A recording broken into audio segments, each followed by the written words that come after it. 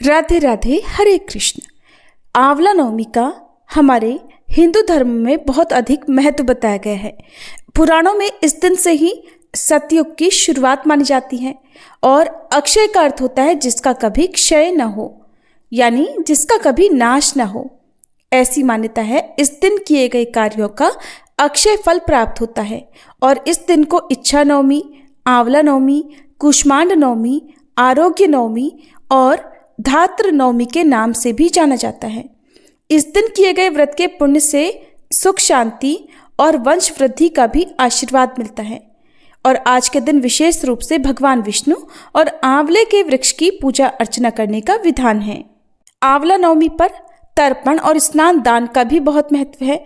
अगर संभव हो तो इस दिन किसी तीर्थ स्थल पर जाकर स्नान करना चाहिए और संभव ना हो तो घर पर ही नहाने के पानी में थोड़ा सा गंगा जल डालकर स्नान जरूर करें। इससे भी आपको अक्षय फलों की प्राप्ति होगी। शास्त्रों में ऐसा उल्लेख है कि आज के दिन ही भगवान विष्णु द्वारा कुष्मांड नामक दैत्य का अत्याचार समाप्त किया गया था, जिसके बाद उस दैत्य के रोम से कुष्मांड की बेल निकली थी और इसीलिए इसे कुष्मांड नवमी भी कहते हैं। कुष्मांड को आम भाषा में पेठा या फिर कद्दू कहते हैं, जिसकी सब्जी बनाई जाती है। ऐसे में इस दिन कुष्मांड यानी पेठे का दान भी करना चाहिए। दान के साथ ही गंध, पुष्प और अक्षत आदि से कुष्मांड का पूजन भी करना चाहिए। और इस दिन जगतधात्री माता की पूजा भी की जाती है। जगतधात्री माँ दुर्गा का ही एक स्वरूप है और आज के पावन दिन से ही मथुरा प्रदक्षिणा यानी मथुरा की परिक्रमा भी शुरू हो जाती है।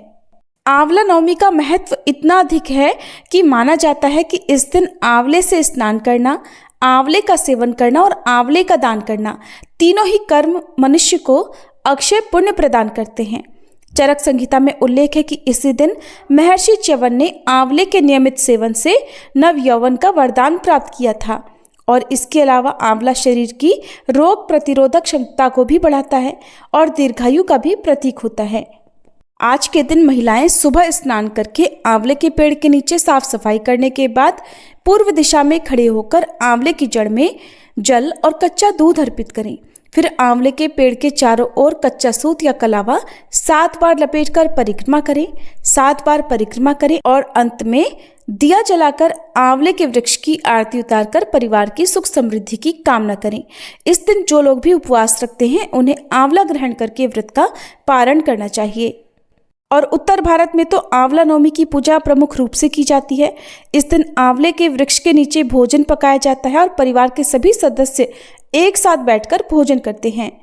भोजन पकाना संभव ना हो तो कोई भी सात्विक भोजन या प्रसाद आदि आप लेकर जाएं और आंवले के वृक्ष की पूजा करने के बाद वहीं बैठकर ग्रहण कर सकते हैं।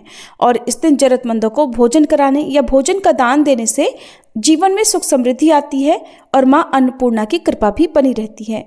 इस बार कार्तिक शुक्ल नवमी तिथि 30 अक्टूबर दिन गुरुवार को सुबह 10:07 से प्रारंभ हो रही है और नवमी तिथि का समापन 31 अक्टूबर शुक्रवार को सुबह 10:30 पर होगा।